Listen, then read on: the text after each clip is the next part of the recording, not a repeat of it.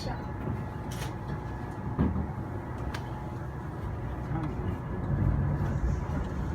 あ、あれは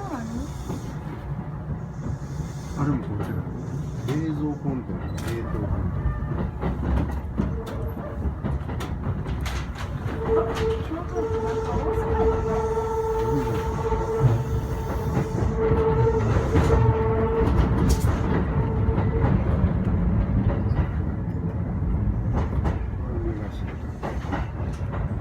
さっき止まってたかも。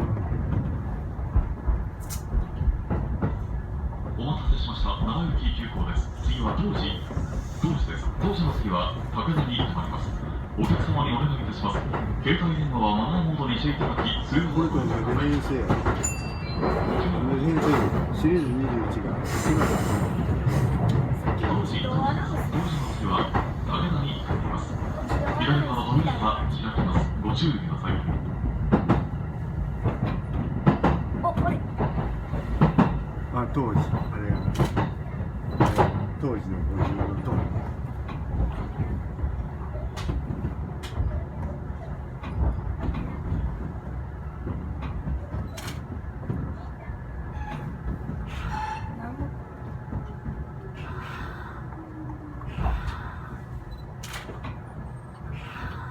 わかりやすいように当時。